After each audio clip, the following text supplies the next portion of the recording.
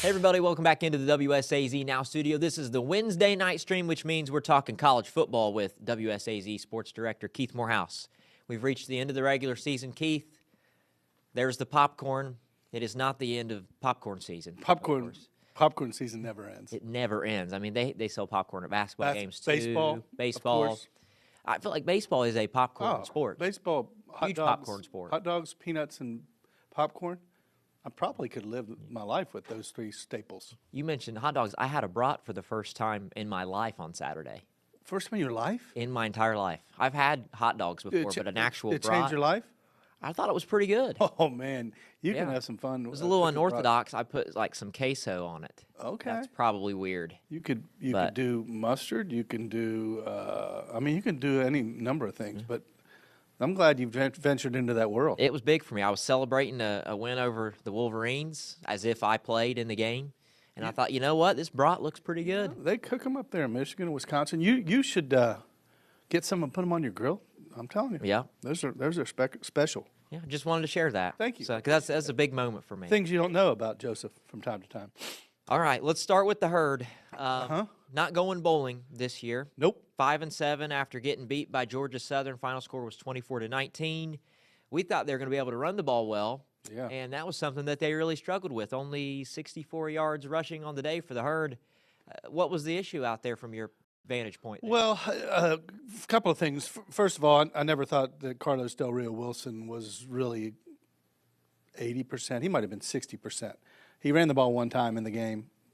There's Coach Gibson even alluded to a late game, where he either pull it or run it, and normally Del Rio Wilson would pull it, which was wide open because the defensive end had crashed down, and he handed it off. They blew it up. Mm-hmm. Just things that you'd seen him do all year long. So didn't think he was ready to go or could be effective, because if he can't run, you're taking away. That's who he is. It's like playing one-handed. That's just not his thing. So Zion Turner came in and gave him a nice little rally, and they got it to within 5. The inability to run the ball, Georgia Southern's ability to keep it away from Marshall, they dominated time of possession. And I hate to say this because you never know what goes on in players' heads, but it looked like Georgia Southern wanted it more. I mean, it was a game that everything was right out in front of you. Go win the game, you go bowl game, you extend your season, you play 13 games. And I just thought Georgia Southern seemed like they wanted it more. And for Marshall, that had Coach Gibson kind of shaking his head afterward, to be honest with you. He was talking about the lack of enthusiasm and effort, and coaches never want to talk about that. I mean, if you got to coach effort and enthusiasm this deep into the season with some things on the line, then you may be going into a difficult situation. But they finished 5-7, 3-5 in the Sun Belt. It was one of those seasons, Joseph, where it was what if this happens, what if that happens. They lost 4 games now by 6 points. Add 5, 11.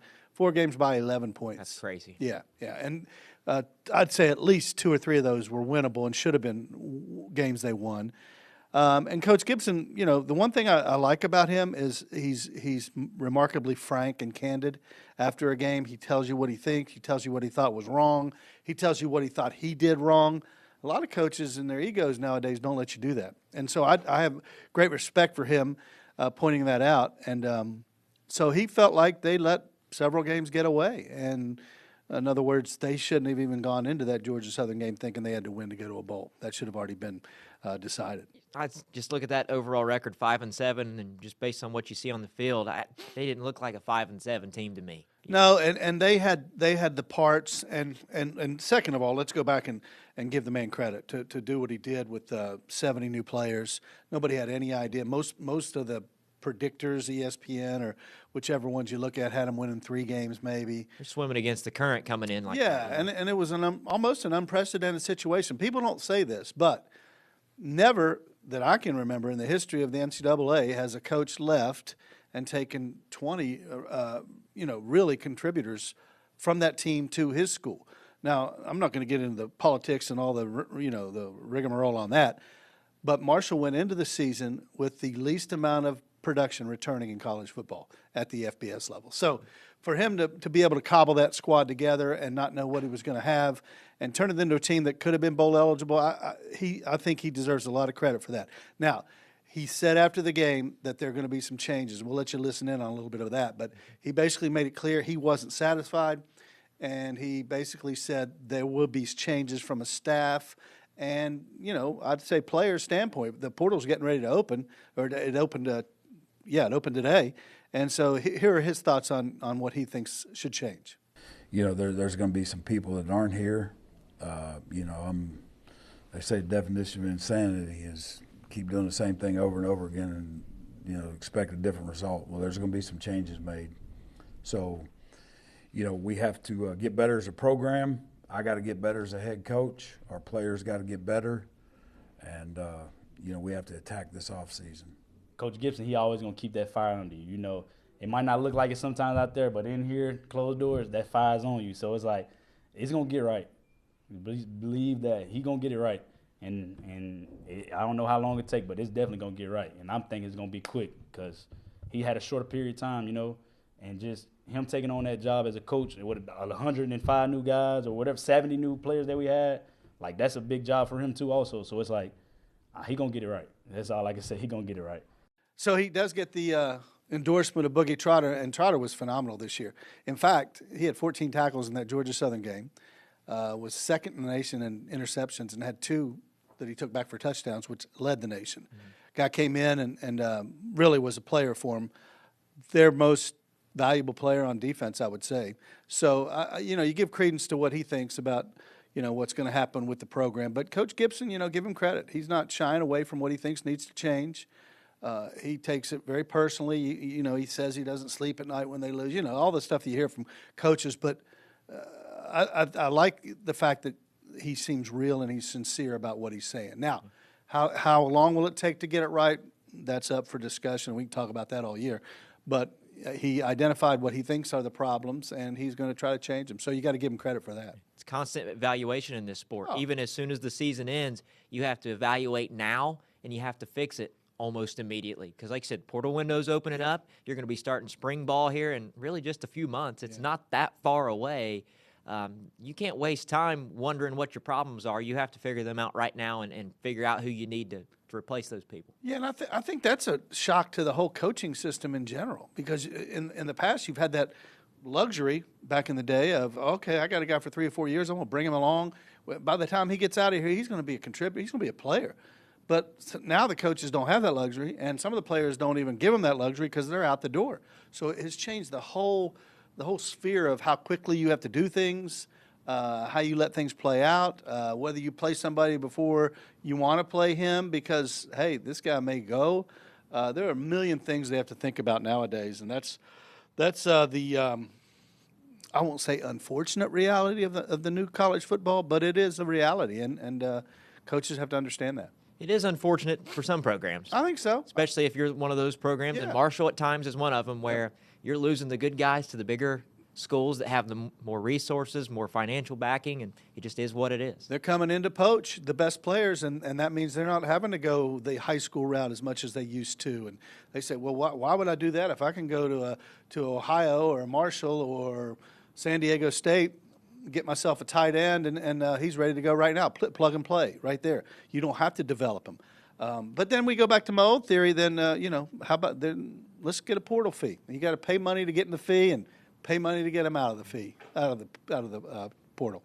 You got to pay to apply for college anyways. There's an application fee. Yeah, I mean, it's like $75 or something. Here's your portal fee. You got to sign it, and then worry about how much you have to pay later. But yeah, it's a problem all across college football, and this might be the wackiest weekend we've seen, and there's still wacky stuff to come.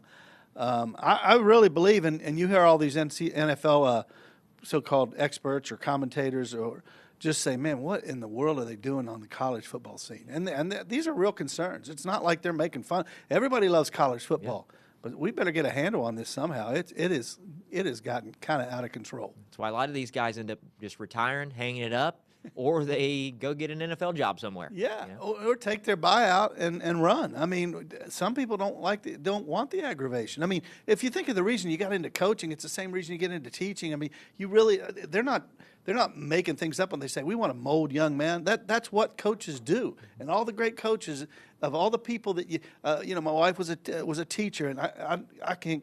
It'd take me 40 hands to count the number of students that would come up. Hi, Ms. Morehouse. Right. You were my favorite teacher. And so that happens with coaching too. And there is no greater compliment than the player come back to a coach and say, man, you changed my life. And we're getting away from that. I hate to say it, and I hate to sound, I'm old school, I'm old, whatever, but I think that the essential elements of why you coach and why you get into it are changing, and I don't think that's on a good note. Well, the business side of it is it's become such a business. It's just inching closer and closer towards professionalism, and the NFL is a business, and we're getting closer and closer to what the NFL is. And I'm saying if we sat Ryan Day right here and asked those, he'd say the same things. Sure. He's coaching the best players in the game and at the pinnacle of the game. But by and large, every coach that I've talked to, and you can do it on the record or off the record, all have the same concerns. Yeah, 18 to 22-year-old kids, they just want to make them better.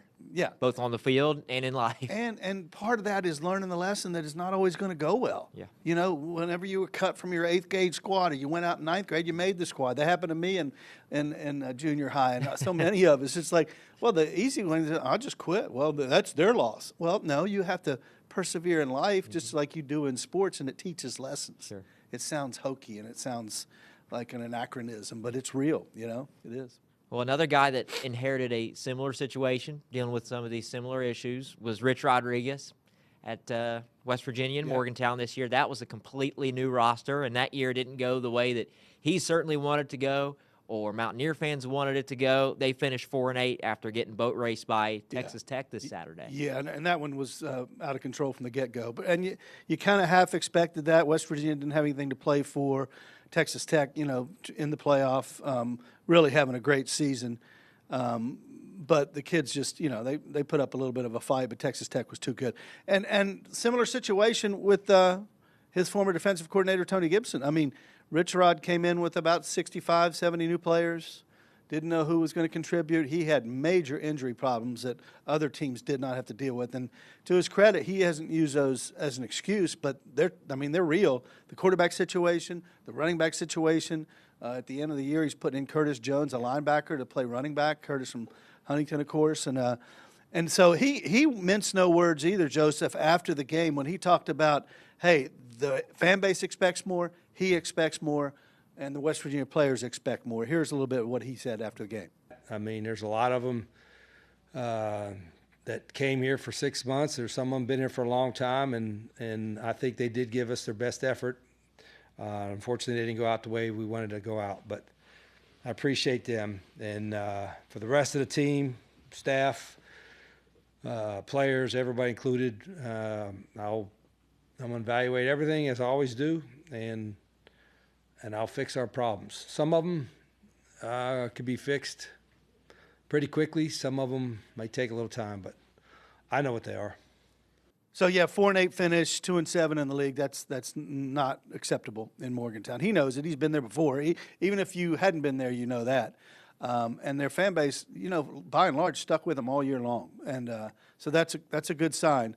But they've got to see some rapid improvement in year two to keep everybody on board and to get him where he thinks he can take that program. For the fan base, what's the benchmark for that improvement you think next year? You absolutely have to make a bowl game at the very least, right? I'd say 6 wins is probably the baseline. Okay. And above that is more expectations and to be more competitive in the league. Mm-hmm. Now they won some league games down the stretch, but in the early going, I think they were blown out of their first 4 conference games. You have to be at a level where you can compete in conference, and that's a heck of a football conference. Let's not say you're never going to get blown out in that league or in any league, but you want to be competitive every game, and then also win a few more conference games and get yourself up to 7 or 8, and then all of a sudden you're on the uprise, and that's what he wants, I'm sure. That's kind of what I was getting at. I was like, I'm sure these people expect at some point a legitimate Big 12 title contender up there with the BYUs and the Texas Techs and the Utahs of the world. I just don't know if that's what they were expecting next year or if it's just mainly, hey, let's be more competitive and make a bowl game. Yeah, and look at what's changed since the time he was in Morgantown 20 years ago. There wasn't NIL. The portal wasn't there. Weren't even in the Big 12. No, and now you are competing against the Texas Techs and the Baylors and the teams that have a lot of NIL money. And West Virginia, to their credit, is going after it. And raising as much money as you can. The question is, how much is enough to compete week in and week out with these schools that have more resources? And that's what we're going to find out. We saw a lot of underclassmen that played a lot of meaningful snaps late in the year because, like you said, the injury bug was such a pain for them. Mm-hmm. It'll be interesting to see which of those young guys they stick with and which ones may end up having to compete for a job based on who they get out of the portal. My guess is, and he would probably say it out loud if you asked him. In fact, I'm sure he would.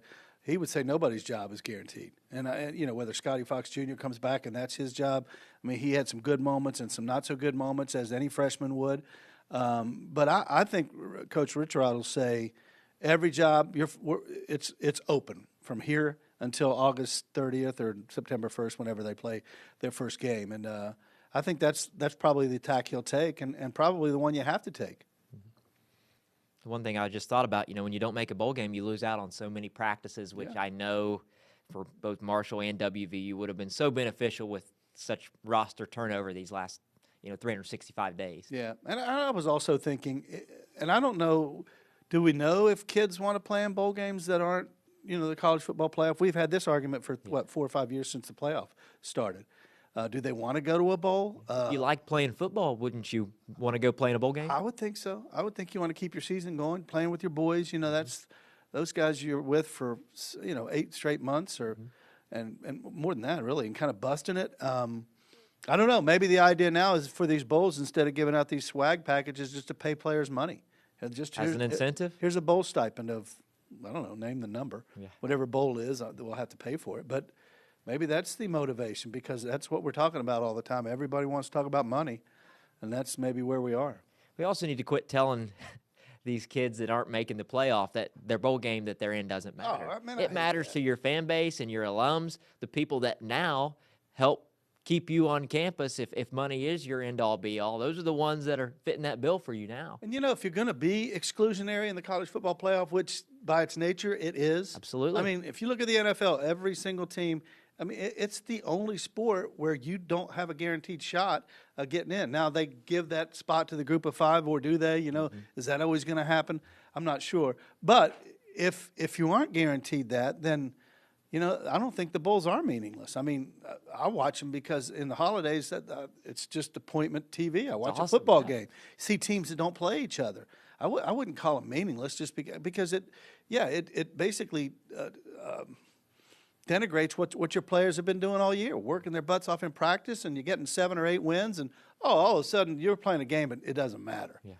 No coach would ever say that, or shouldn't say it. In some ways, and I kind of hate that it's become this, but in some ways it's almost become a really, really early spring game, because guys hit the portal, guys sit out.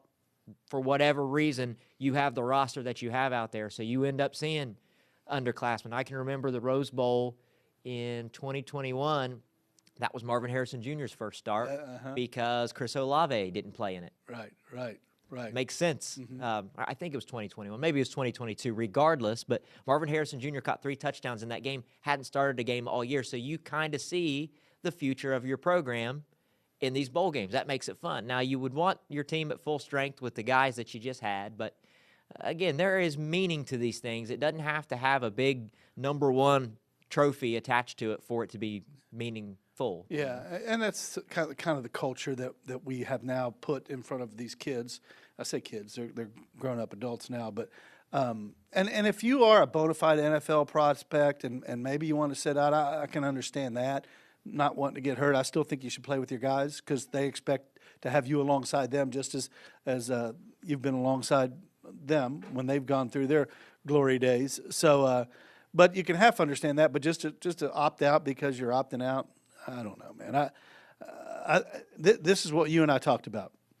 These are college kids. They don't know what they don't know, and no one knows what they don't know. But they don't know how fast college goes, and how quickly those games disappear. And when they get to the realization, this is my last game, and maybe they transferred 3 or 4 times, and in the whole scheme of things, they maybe played 2 years of college football. It's like, and then I think they're going to regret it, but that's because the system has allowed this to happen. It's not their fault people are waving money in front of them, but that's the people just letting, it's just a wild, wild west out there. Nobody's making rules. And people are telling them this is in your best interest because in reality, it's in their best interest. Yeah, they're getting pulled from 15 different Right. directions, and they got a bunch of people that are looking out for them. Yeah. Right. Some of them are looking out for themselves too. Right. Come to Ole Miss. Yeah, It says right. the Ole Miss booster who wants to pay to get you here, even though you're already starting at Arkansas. Yeah. Or, Right. or LSU or wherever. Or wherever else. We'll talk about LSU here in a little bit. I'm sure we will. Let's go to Ann Arbor, where the streak finally ended for Buckeye fans. Ohio State beats Michigan 27-9.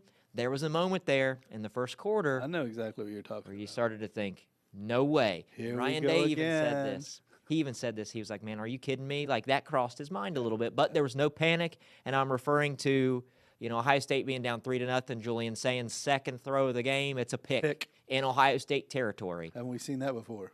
But the defense comes out there, forces them to a field goal, and from that moment on, it was all Buckeyes. Yeah, and once you realize that Michigan wasn't really able to move the ball effectively without a turnover, that it was just a matter of time before Ohio State's talent prevails. And a lot of that, give credit to Coach Day and his staff for making sure those guys didn't panic. Because you can panic in a game like that. It's the biggest game, right? Ohio State, Michigan. You could say, uh-oh, and then start doing things you're not supposed to do, not being where you're supposed to be. All of a sudden they bust one or something crazy happens. If it gets up to 10-0, 13-0, then you do really start to have some doubts. So credit them for kind of being a veteran squad, and even with the freshman quarterback, and but getting it done in enemy territory on a day that was kind of cool because it was snowing. I mean, when it snows on Ohio State Michigan Day, that's awesome. Yeah, that's cool. They really won the game on 3rd and 4th down in the first half, in my opinion. And I know there were some big moments in there in the second half, deep balls and whatnot. But you and I have talked on here before about those big money downs, those pivotal ones where it's, hey, you get off the field here, it's 3 points versus 7, or maybe on offense it's 3 instead of 7. Mm-hmm. Julian Sayin was perfect on 3rd and 4th down in the first half. 6 of 6 for 68 yards, 2 touchdowns. I mean, that's cashing in and executing in the biggest moments of the game, and it changed everything. Incredible he's done that as a freshman, and it's exactly why he's put himself in the conversation for the Heisman Trophy. I mean, in a year that, in my mind, since I've been voting since, I think, 2002, I don't remember kind of a less inspiring year. There are good players out there, but just there's nobody that's a surefire 1, 2, or 3. And Sayin's been fantastic. And when you're playing quarterback and you put up numbers like he's putting up for the number 1 team in the land, I mean that's probably going to get you an invite to New York. It's almost by default. And I mean he's playing well, but like you said, if you are the one steering that ship, you're going to be in that conversation. Yeah, and he's got weapons, sure, but you still got to make the throws, and still got to command the offense, and you still got to keep your cool. And he's been really, really good at that all year long. Did Ryan Day finally prove his toughness point, and maybe inadvertently, that third quarter, and I think it even bled into the fourth quarter. Yeah, that long drive. That 20-play, 81-yard, 12-minute drive that resulted in a field goal to put them up by 3 scores. That's what people have been saying they couldn't do against Michigan for years. And that was true up until Saturday. Because Michigan had always, or most recently had out-physicaled them. Mm-hmm. But if they could have gotten a cutaway of Woody Hayes in his Barca lounger watching that game, he'd have had the biggest smile on his face. He'd go, that's how you play football, right? 3.5 yards every handoff on that drive. Nothing good happened.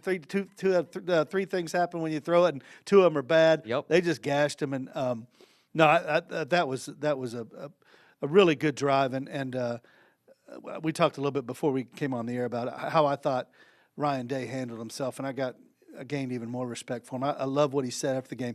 You win with humility. He's not out there screaming and yelling. I mean, let the players and the fans do that. There's enough angst and anxiety in that rivalry, which is great, but I thought he handled himself perfectly in the post-game and really did a good job. There was a lot of people that may not have been all that interested in the football game who were curious what was going to happen when the clock hit 0. Yeah, there's that too, right? Including myself. Now, I was interested in the football game, but I was like, what are they going to do?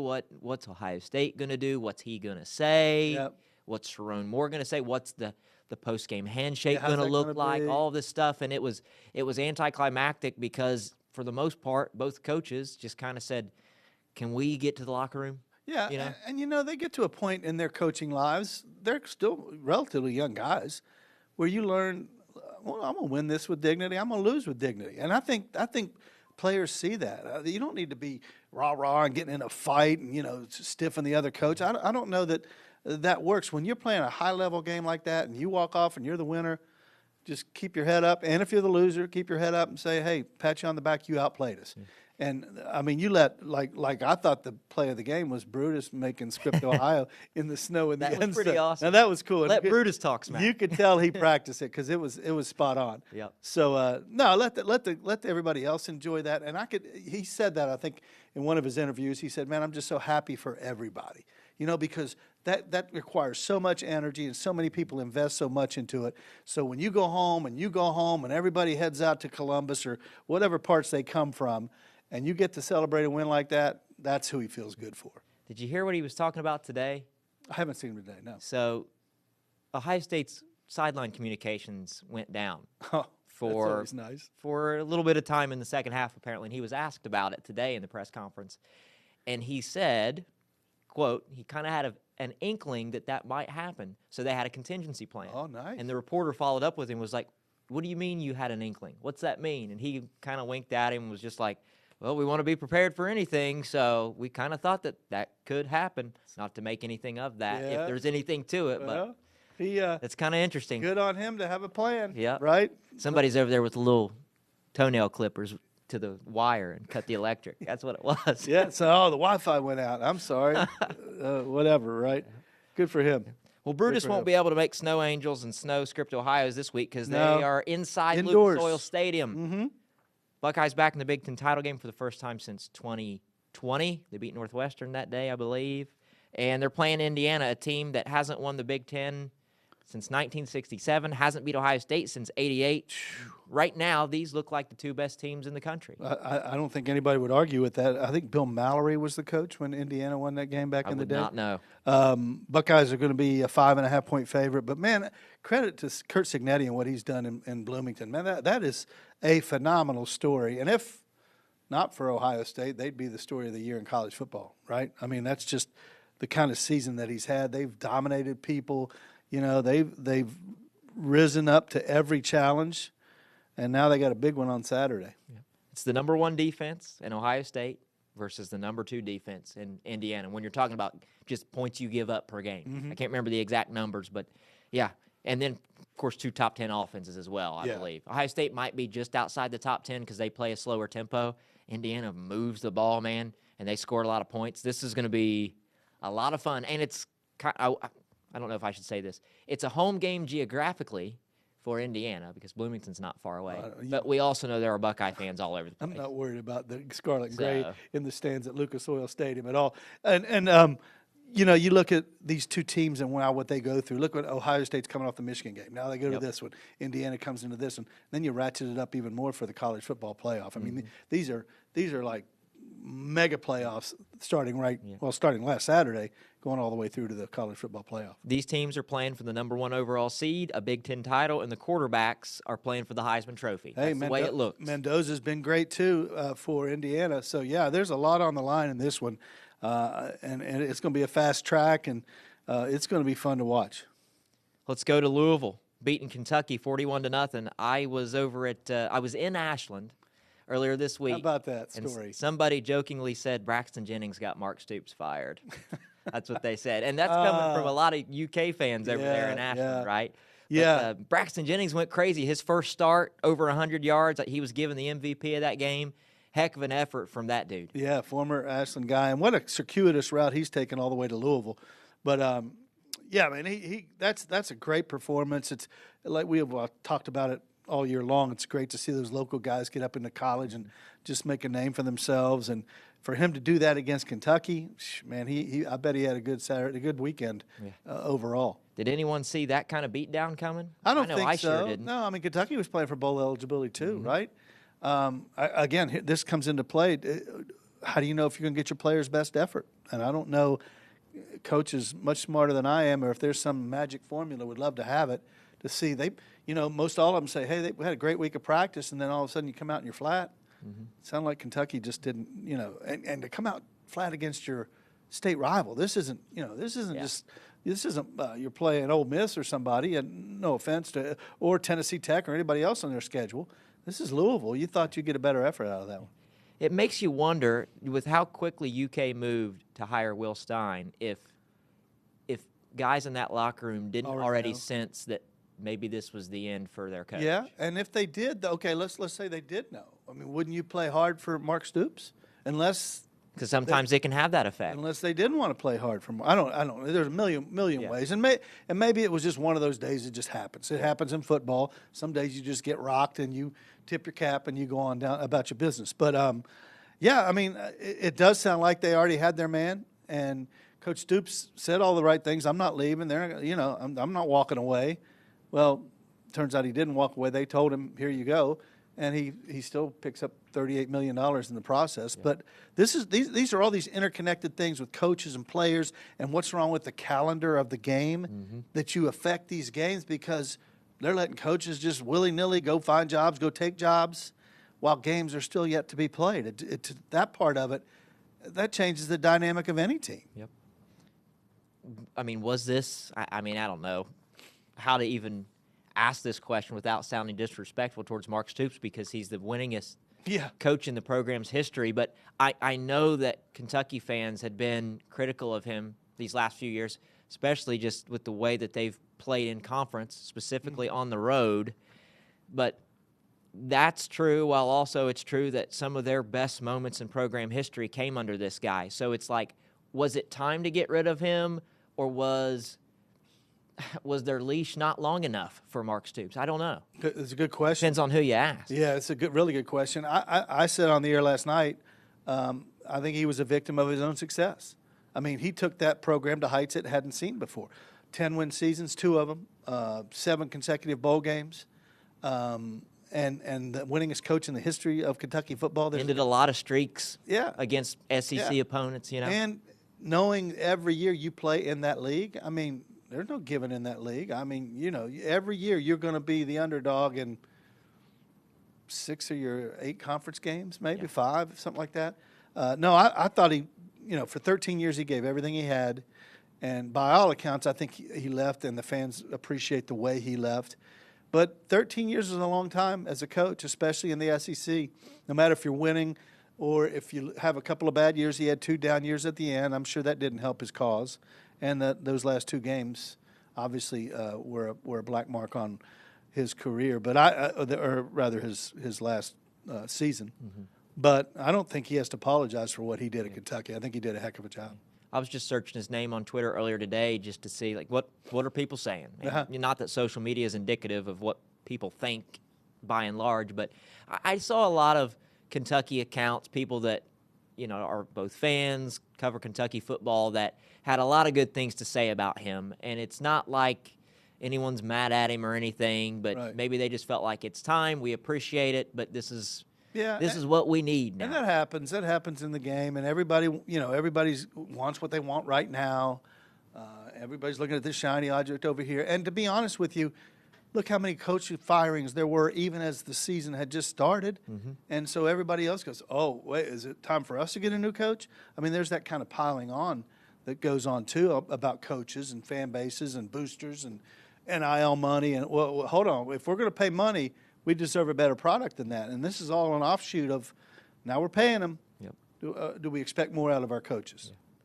I wonder, and we'll, be honest with ourselves here, Kentucky's a basketball school, but so is Indiana. And there's a lot of fan overlap. Because I used to live in southern Indiana, western Kentucky area. Those fan bases are right up next to each other, going to work with each other and whatever, right? Going to games with each other, all that stuff.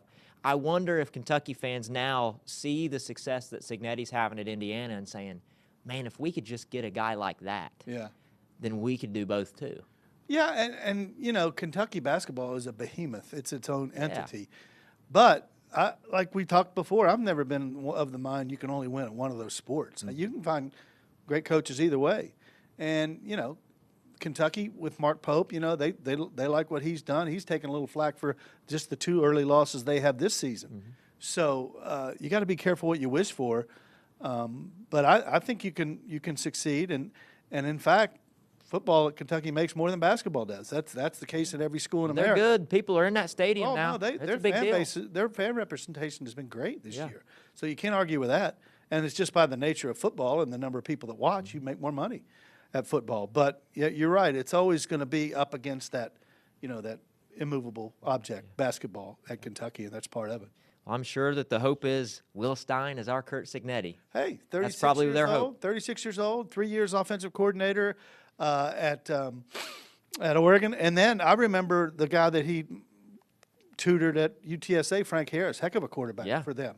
So he's been an up-and-comer, a quick riser, and maybe also, Joseph, in this climate that we live in now in college football, maybe the younger guys are more equipped to do what you have to do to get these guys to come and stay and NIL and all that. And maybe he's going to have a big job on his hands, but maybe I think the fan base is pretty excited about the hire. And how about the storyline it'll be when Louisville comes to Lexington? Oh, man. Louisville man leading the Wildcats. No, Louisville man that played there, although his dad played at Kentucky. Yes, but he did say, I think he grew up going to Kentucky football games. He did say that, and that's good. If you in this day and age, you can't be petty. If the guy's a Kentuckian, he's a Kentuckian, and he played at Louisville, and that's fine. But he's happy. I'm sure he's happy to have this job. It's a heck of a job. It's an SEC football job. There aren't that many of those. That's true. Let's go to our final team, and really the situation with the coach is the headline as opposed to their last result. But OU finishes the regular season 8-4, I believe. Mm-hmm. They beat Buffalo 31-26. That was the day after Thanksgiving, so I'm not sure how many people were watching that. It was on national TV. I was checking it out. Navarro threw for 147, 2 touchdowns. He ran for 120 as well. So a little more of a vintage Parker Navarro game that we're used to. Yeah, probably could have. Buffalo had a shot there at the end. They did. They let them get back in it. It's kind of been the way Ohio has played the last half of the season. But a win's a win, and 8 wins is good, coming off the championship from last year. And they're going to go to a bowl game, so that's good. It's what happened earlier this week that just head shaking. I mean, I have not heard a story like this in college coaching in a long time. Yeah. Seemingly out of nowhere. I'm on Twitter. It pops up. I read the release. I walk into the sports lair to talk to them. I'm like, did you see this? What is this? And for people that haven't heard, if you're sports fans listening to this, you probably have, but OU put out an announcement on December 1st that says, John Hauser has been named interim head coach of the Ohio football program. Hauser has served as associate head coach and defensive coordinator for the Bobcats since December of 2024 and has been with the team since 2022. And here's the big part of this. Head coach Brian Smith will be on leave for an undetermined period of time beginning December 1st.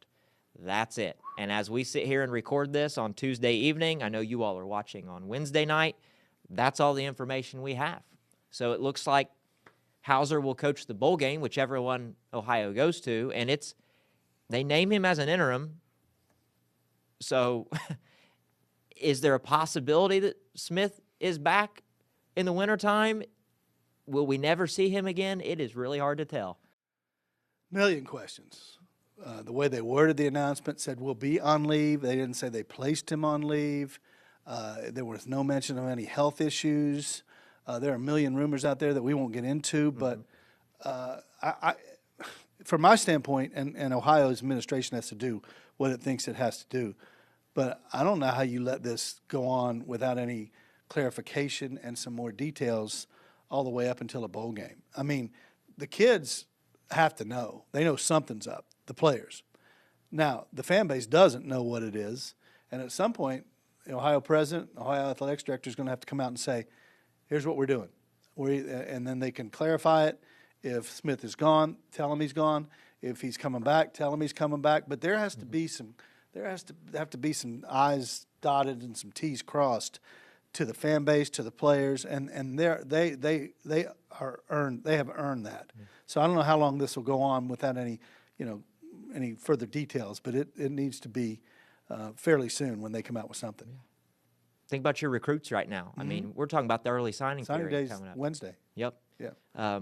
I've had people ask me because they know I went to OU. Not that that means anything, but hey, what have you heard? Because they're people that are in the high school football world, know kids who are committed, and they're like, man, our guys are freaking out right now because they don't know if they should commit because they don't know if Brian Smith's going to be there. If so, when, how, in what capacity? Yeah. Who's going to be the guy? If it's truly Hauser or if they're going to open it up and have a coaching search. It's very odd timing for this, and a lot of people are going to want answers real fast. Yeah, and head coaches seal the deal for all the recruits. Let's be honest, everybody. I mean, the assistants go get them and they do the legwork, but the head coaches seal the deal. They're the face of the program, and by being so opaque and vague about it, it just blows all the rumors out of proportion. Oh, yeah. Everybody, I mean, from everything from what did he do something bad? Is he I've heard you hear things. Oh, well, maybe it's a gambling thing. There's a million things. Again, we wouldn't dignify any of that as fact.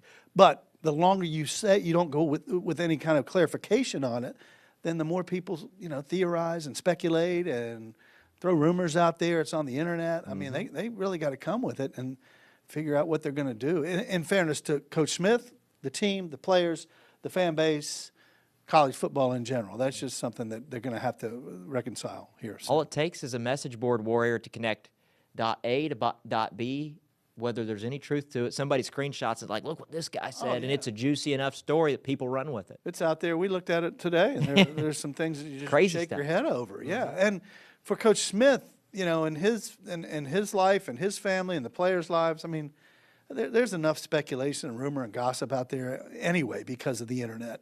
No reason to fan the flames of it. I just feel like whatever it is, and this is PR 101, which we all had going to college, right? I mean, face the problem, be upfront with it, and then deal with the consequences. Yeah. Simple as that. This is Ohio's third coach in less than 365 days. Yeah. It was Tim Albin up right. until He left. literally the bus trip home from Detroit this very weekend last year. All of a sudden, it's Brian Smith. Come back to this very same week. Now you have this situation. Yeah. That's instability when it comes to your head coach is never great for a football program, no matter what level or where you're at. And again, this whole thing, whether it's Lane Kiffin or Brian Smith or fill in your blank of your favorite coach or Mark Stoops or whomever, but of the team still playing, that will affect how they prepare and how they play their final games of the year. Whether you're in the playoff, whether you're in a bowl game, the uncertainty doesn't do these kids any good. I mean, we ask these kids to be so structured as coaches are. And here's what you do on Monday. Here's what you do on Tuesday. And you follow us, and we'll take you to where you need to be. And then the next moment they're out the door. I mean, it's just, come on. I mean, we got to think about the kids here. This is just silliness. We should have sent you down to that airport in Oxford. Oh, like Marty Smith went. Yeah. Man, that guy was all over it, wasn't he? He did a nice job. I don't know how he caught up with him, but He was texting Lane, apparently. Yeah, well, and he's got a big name, and I commend him the way he handled the interview. That Kiffin story is probably the face of. I got to figure out how to phrase this. The face of what's wrong with college football. Lane Kiffin's free to do whatever he wants to do. He's a good coach. He's proven that. But to bail on that team and to keep them hanging through the Egg Bowl, past the Egg Bowl, they're going to the college football playoff. And the simplest way that I think I said this on the air the other day, here's a guy that's coaching a team that is going to play in the college football playoff to leave for a school in the same conference that isn't contending for the college football playoff. If you just basically make it that argument, you're going, what? And then everything else you throw in, that it wasn't a whole lot more money, and then what that does to that team. Ole Miss was on the cusp and still can have the best year they've ever had. I mean, already they've done a school, they've created their school record for wins. But to leave those kids hanging now, and they're going to go their defensive coordinator, who I'm sure the kids like, but I mean, you build them up like this, you teach them that you can take them to the highest level, and then whoosh. Isn't he their play caller? Yeah. So, yeah. I mean, that's different on game day. Yeah. That's a different look. I don't know who they'll end up having. And then to think play, that he could stay and coach the game, and there are some people out there saying they should let him coach, and I'm going, you can't let that happen. I mean, what are we doing here? It's one thing if Tulane's head coach, John Summerall, going to Florida, they're going to let him coach to the AAC championship game. They still have a chance to go to the playoff, right? That's a little bit different than going to another team in the same league. Yep. Because now, if you let Lane Kiffin around your program at Ole Miss, you don't think he's looking at the 10 or 15 best players and say, hey, you want to go to Baton Rouge? Right. And if that's what you're talking about, you're not preparing your team for the game. you're preparing those players to come with you. And Correct. for anybody to think that he could coach that game without any conflict of interest, that's crazy. I'm sure he did want to coach those kids in the playoff. He said that, but even he knows that if you're an athletic director, you can't allow the guy to stick around. I mean, that's not who's looking out for the program if your own head coach is not. Where's your conscience if Yeah. you're the AD and you say, yeah, okay, you can coach, and the kids are going, what? I mean, It's like he could look out for the here and now, which would be this year's college football playoff. But again, who's looking out for the program long term while you're trying to do that? yeah, it's. I mean, it is head shaking the way that thing unfolded, and just so much of what's wrong with college football, man. Did you see what Van Pelt said? The analogy he made. Now, what do you say? He said something to the effect of, and he was doing an interview with somebody at the very end of his show the other night. Something to the effect of like, if you and I are married, and I find out that you're leaving me for somebody across the street, but you tell me that you don't want to leave until after Christmas because it's good for the kids, I'm going to tell you to go ahead across the street. We'll worry about the kids later, and we'll have Christmas however we're going to have Christmas. Yeah, that's basically the pretty same good thing. analogy. I thought that was pretty brilliant. That's why SVP is who he is. I know. One of my favorite. I thought of this the other day. I was walking my dog in the park, and I'm thinking, man, how do you analogize this? And I started thinking about one of my favorite movies of all time, It's a Wonderful Life. I don't know if you've seen it. Okay, absolutely. so you know. So I said, Attaboy, Clarence. yeah.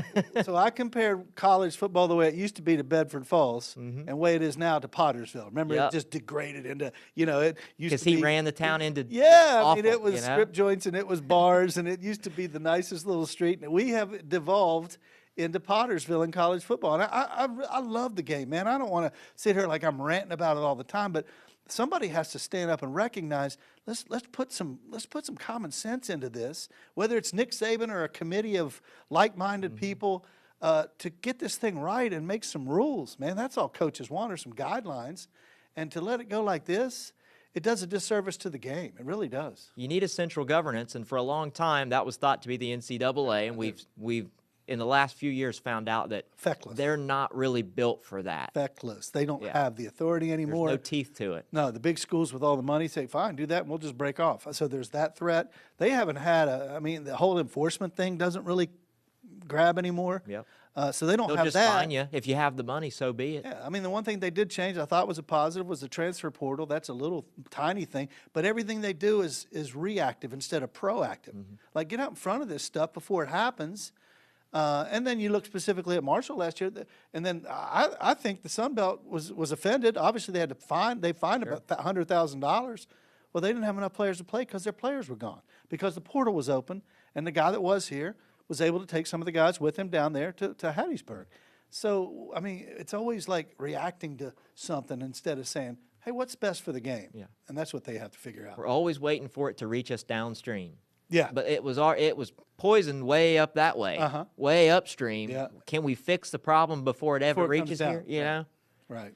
But Yeah. we're reactionary. We're not very proactive. I do think that maybe within the next 10, 15 years, there is some sort of central governance. And maybe that's the playoff committee. Maybe it's that. I don't mean, know. it's already run by the conferences, but Yeah. I don't know. It's a revolving door of people that represent the conferences, on the committee that sit there. So, and I don't know. I hate to say this. I don't know how much those people know college football sometimes. Right. Are they really looking out for the best interest of the sport, or are they looking out for their league, their team? Yeah. Because at the end of the day, these are employees of a particular school or their league. Absolutely. So And I don't know. And I end our soliloquy with this. One thing no one talks about, and I think this will be a real a part of the game that could change forever, is the longer this goes on and the more we don't talk about the fans and take care of the fans, they're going to drift away. And it's not going to happen at once, but you're going to see a fan here saying, I'm not paying $2,000 a year and another $15,000 for parking and big scholarship foundations to watch this, and then to have a player that plays for a year be a mercenary and go somewhere else. I'll just spend my money somewhere else. That is going to happen if they continue to just let this kind of run itself like the wild, wild west. And I hate to see it, because if you lose the fan base, which is of the greatest game possibly there is, college football, then by that time it may be too late. Maybe you've just you can't put your finger in the dam at that point. It's death by paper cuts. You can withstand all kinds of paper cuts. Eventually, it's going to become too much for you. You'll bleed out. Well, But you can't wait until you start to Right, bleed out. You have right. to fix the paper cuts you got. Yeah. Don't let yourself get more of them. You'll get the letter from Ohio saying, Yeah. "Hey, Joseph, we need money for this." And it's like, Right. well, yeah. What are you going to do with it? Right. Are we going to help fund scholarships for the swim program or the volleyball Yep. program, or does it go to the NIL fund to pay a running back who comes here for 6 months? Right. Maybe doesn't even finish the quarter or the semester, plays football and goes somewhere else. Mm-hmm. That's no return on your investment. Right. As a fan. If I get a Diet Coke, does it go to football? If it's a Coke Zero, it goes to basketball? Yeah. At the game? It's crazy. I mean, I've just never seen it just, I mean, it's had its issues, of course. We've talked about rankings and all these things over the years and, transferring and coaches being able to leave, but players couldn't or sitting out. There's a bunch of problems with the game, but it never all compounded at once like we're watching right now. Yeah. It's a whirlwind. Phew, gives us something to talk about. That's I for guess sure. so. All right, I think that does it. You I cool think- with that? I don't have any more thoughts. I've gone to the end of my brain. Me neither. I'll let you go then. You've got a show to do. Thank you, Joseph. Thanks for having me. Appreciate you joining us per usual. I'll take us home. I'm going to cut your mic too. All right, Joe. Thanks, buddy. All right, that has been WSAZ Sports Plus, or I should say that was WSAZ Sports Plus here in the WSAZ Now studio. We will return next Wednesday with Keith Morehouse. We'll probably be talking about the college football playoff because that will be set. We'll be breaking down, of course, the Big Ten Championship game because that will have already happened. We'll know the bowl games for Ohio and Louisville as well, so we'll be talking about all that. Appreciate you joining us. And, hey, we'll see you next Wednesday at 9 o'clock right here in the WSAZ Now studio. This has been WSAZ Sports Plus.